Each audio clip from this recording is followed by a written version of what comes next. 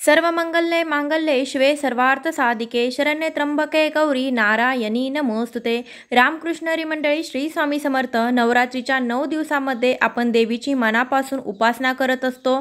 काही जण नवरात्रीचा उपवास देखील करतात, स्त्री करतात, पुरुष धरतात। तर घरातील एक तरी कुलस्त्रीने नवरात्रीचा 9 दिवस उपवास धरावा असं सांगितलं जातं, कारण की नवरात्री हा सण पूर्णपणे आपल्या कुलदैवताला, आपल्या कुलदेवीला समर्पित असतो।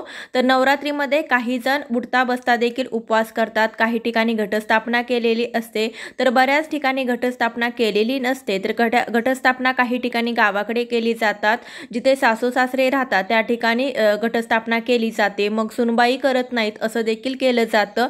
तर आपल्याकडून काहीतरी सेवा व्हावी म्हणून आपण अखंड दिवा लावत असतो। मनामध्ये काहीतरी संकल्प घेऊन अखंड दिवा लावला जातो। त्यानंतर या नवरात्रीच्या 9 दिवसामध्ये आपण होईल तशी देवीची सेवा करत असतो। काहीतरी आपण मंत्र जाप करतो, स्तोत्र पठण करतो, दुर्गा सप्तशतीचा पाठ करतो।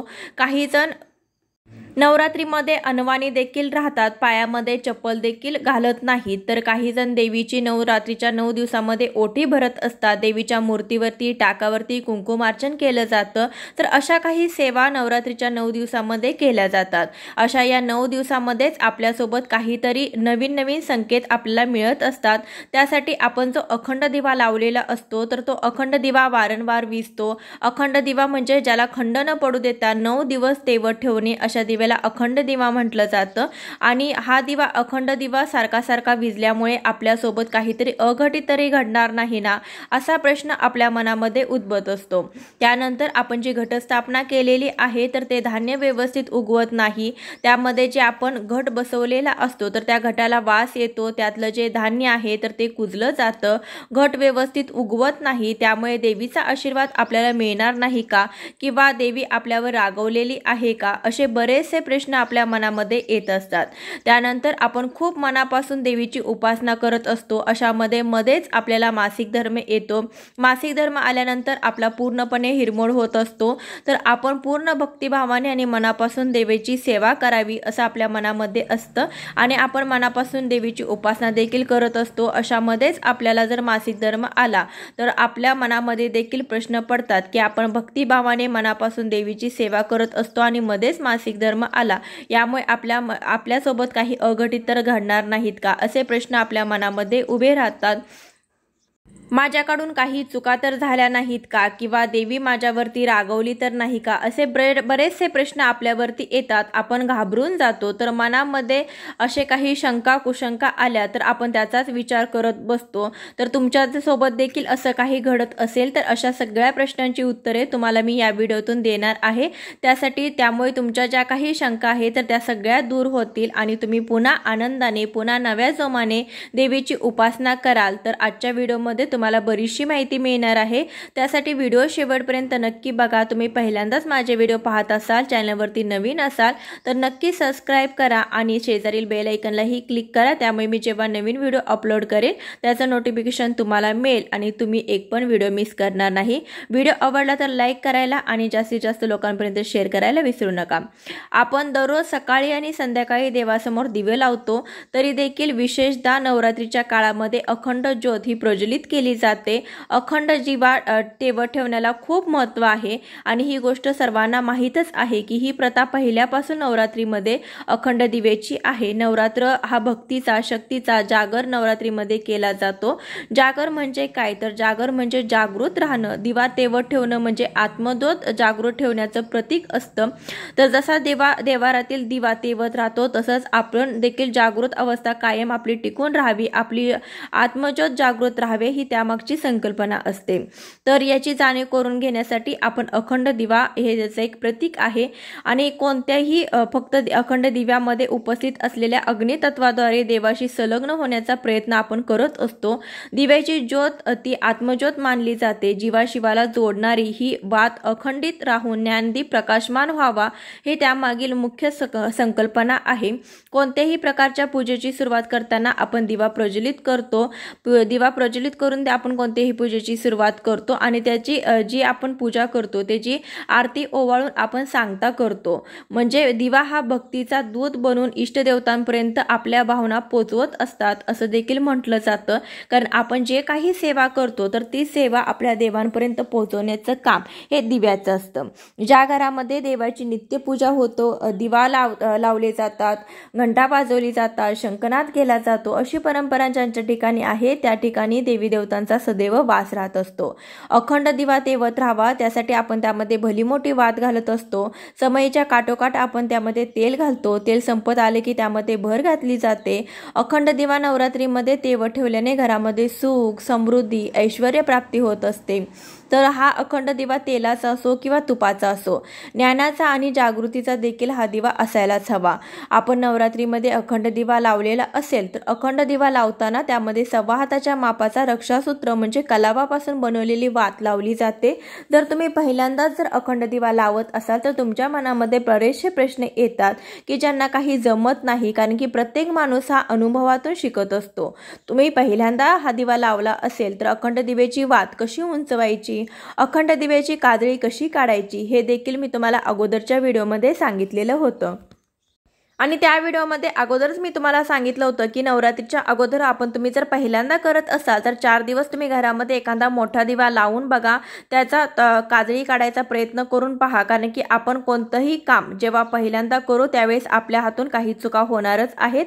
कोणतीही गोष्ट आपण पहिल्यांदा करतो तेव्हा आपल्याला ते व्यवस्थित जमत नाही, परंतु पुढच्या वर्षी पुन्हा प्रयत्न केल्यानंतर आपण अनुभवातून नवीन नवीन गोष्टी शिकत असतो। तर कोणी कितीही सांगितलं तरी आपला अनुभव हा खूप मोठा असतो आणि प्रत्येकाचा स्वतःच्या प्रयत्नानेच नवीन नवीन प्रत्येकजण शिकत असतात। तर अखंड दिवा तुम्ही पहिल्यांदाच लावलेला असेल तर बऱ्याचशा कमेंट येतात की माझ्याकडून अखंड दिवा हा आहे तो सारखा विजला जातो किंवा सकाळी उठून पाहिलं तर दिवा शांत झालेला असतो।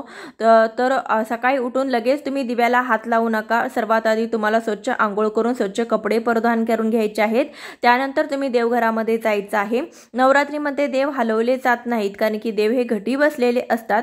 अशामध्ये सकाळी आपल्या दिव्यातील तेल कमी झालं असेल किंवा तुमचा दिवा जर शांत झाला असेल तर आपल्याकडून हा दिवा विजला असेल तर आपल्यासोबत काही अघटित तर होणार नाही का असा प्रश्न आपल्या मनामध्ये येतो। तर काहीही अघटित होणार नाही। तुम्ही पहिल्यांदाच हा दिवा लावलेला असेल, तुम्हाला जमत नाही म्हणून हा दिवा विजलेला आहे। तुम्ही पुन्हा प्रयत्न करा, तुम्हाला पुढच्या वर्षी नक्कीच चांगला दिवा लावता येईल। कारण की प्रत्येक माणूस हा अनुभवातून शिकत असतो। यामध्ये शुभ शकून किंवा अपशगुन असं काही देखील नसतं। आपण मनामध्ये जर अशी भीती बाळगली तर आपलं हे व्रत कसं पूर्ण होणार। जेव्हा श्रद्धेने आणि मनापासून आपण जी काही सेवा करतो तर ती देवापर्यंत नक्कीच पोहोचते।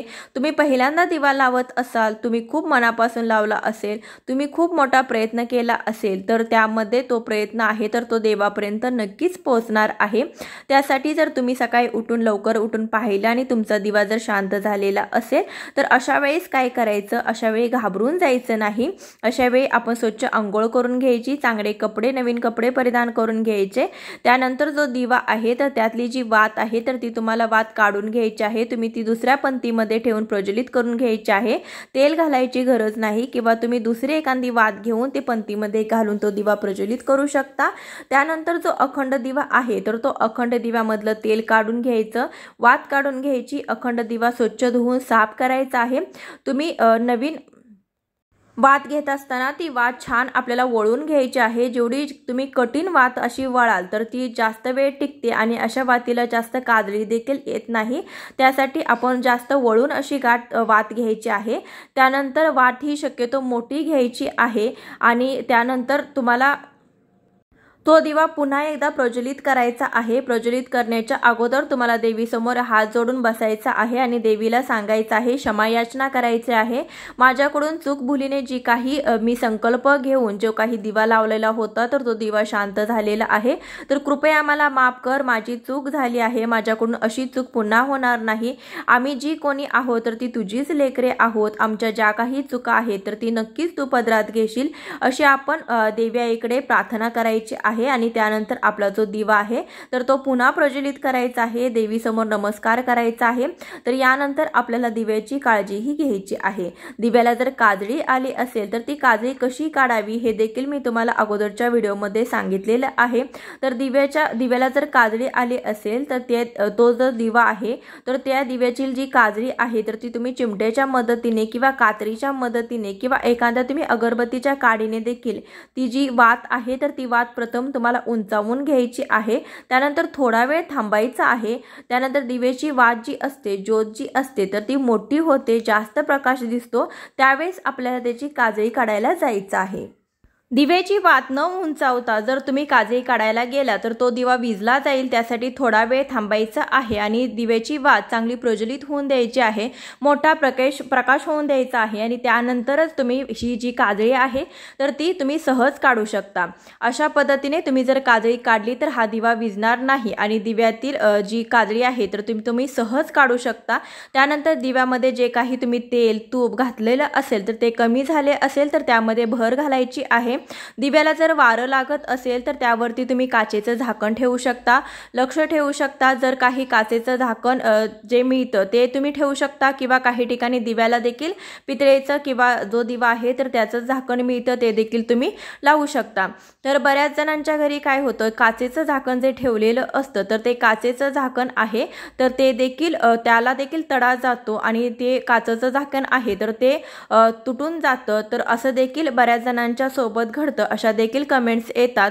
परंतु दिव्याच्या ज्योतीमुळे, दिव्याच्या प्रकाशामुळे दिव्याची जी काच आहे तर ती गरम होऊन त्याला तडा गेलेला असतो, तर त्यामुळे मनामध्ये अशी काही शंका आपण घ्यायची नाही की आपल्यासोबत काही अघटित तर होणार नाही ना, काही वाईट तर होणार नाही ना, कारण की काचेचं झाकण आहे, दिव्याची ज्योत मोठी आहे आणि काच म्हटल्यानंतर जेव्हा काच गरम होणार तेव्हा ती फुटणारच आहे। काच गरम झाल्यानंतर ती फुटली जाते, तिला तडा जातो। तर यामागे काहीही अपशकुन किंवा शुभशकुन असं नाही। तर काही घरामध्ये काच फुटणं हे अपशकुन मानलं जातं, तर काही ठिकाणी काच फुटणं हे शुभशकुन देखील मानलं जातं, कारण की दिव्याची किंवा एखादी काच फुटल्यानंतर आपल्यावरती येणारे जे काही संकट आहे तर ते संकट जे काही आपल्या घरातील काच आहे तर ती स्वतःवर ओढावून घेत असते आणि आपल्याला सुरक्षित ठेवत असते असं देखील म्हटलं जातं। कोणतंही येणारं संकट अगोदर काच स्वतःवरती घेते आणि काच फुटली जाते आणि आपल्याला वाचवते असं देखील मानलं जातं। त्यामुळे तुम्ही मनामध्ये जास्त विचार करायचा नाही, देवीची माफी मागायची आहे, तुम्ही दिवा पुन्हा प्रज्वलित करू शकता। तर असं काही झालं असेल तरी देखील मनामध्ये शंका तुम्हाला काढून टाकायची आहे। आणि बऱ्याच स्त्रिया मनापासून सेवा करत असतानाच मध्येच आपल्याला मासिक धर्म येतो, तर मासिक धर्म येणे ही एक नैसर्गिक क्रिया आहे, यामागे काहीच दुसरं काही कारण असू शकत नाही, कारण की मासिक धर्म हा येणारच होता आणि तो महिन्याला येतो, तर तो आला, यामध्ये काहीच वेगळं नाही किंवा यामध्ये कोणतेही संकेत तुम्हाला मिळणार नाही, तुमच्याकडून काही चुका झाल्या असं देखील नाही किंवा देवी तुमच्यावर रागवलेली आहे असा मनामध्ये प्रश्न देखील आणायचा नाही, कारण की नवरात्रीमध्ये आपण देवीची पूजा करणार होतो, ओटी भरणार होतो, कन्यापूजन करणार होतो आणि मध्येच आपल्याला जर मासिक धर्म आला तर असे झाल्यानंतर आपण ते 5 दिवस लागतात, तर 5 दिवस गेल्यानंतर जे उरलेले 4 दिवस असतात तर ते 4 दिवस आपलेच असतात। अगोदर तुम्हाला मासिक धर्म आला नसेल तर ज्या काही तुमच्या सेवा आहेत तर त्या तुम्हाला लवकर उरकून घ्यायच्या आहेत, कारण की प्रत्येकाला आपली तारीखही माहीत असते आणि अगोदरच आपण अशा काही सेवा आहेत तर त्या उरकून घेऊ शकता। जर तुम्हाला मध्येच मासिक धर्म आला तर नक्कीच काळजी करू नका, पुढचे 4 दिवस देखील तुमचेच आहे। या गेल्या दिवसामध्ये तुम्ही उरलेल्या सेवा काय आहे तर ती करू शकता, देवीची ओटी तुम्ही भरू शकता। नवरात्रीमध्ये देवीची ओटी कधीही भरली जाते, परंतु जर आपल्याला शक्य असेल तर ती अष्टमीच्या दिवशी किंवा नवमीच्या दिवशी ओटी नक्की भरावी।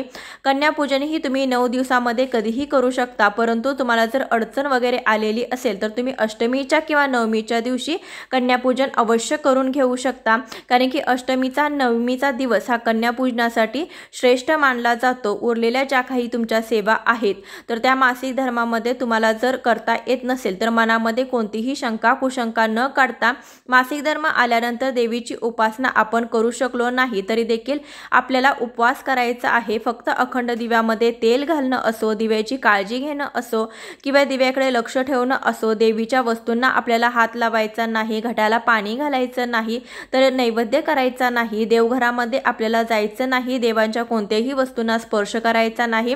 घरातील इतर व्यक्तींकडून तुम्ही तुमच्या पतीकडून, मुलांकडून किंवा सासू सासऱ्यांकडून तुम्ही ही सेवा करून घेऊ शकता।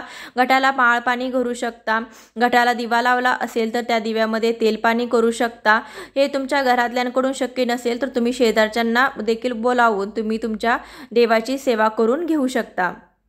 या 9 दिवसांमध्ये देव हलवले जात नाही, तर फक्त आपल्याला हळदी कुंकू वाहून अखंड दिवा लावला असेल तर त्याची काळजी घ्यायची आहे। त्यानंतर आपल्याला फक्त माळपाणी करायचं आहे, तर याचं काही टेन्शन घ्यायची गरज नाही, कारण की घरातील इतर व्यक्तींकडून देखील ह्या छोट्याशा सेवा केल्या जाऊ शकतात। तर 4 दिवस झाल्यानंतर 4थ्या आणि 5व्या दिवशी आपल्याला डोक्यावरून पाणी घ्यायचं आहे। त्यानंतर आपण पुन्हा आपल्या ज्या काही सेवा आहेत तर त्या सेवा करायच्या आहेत।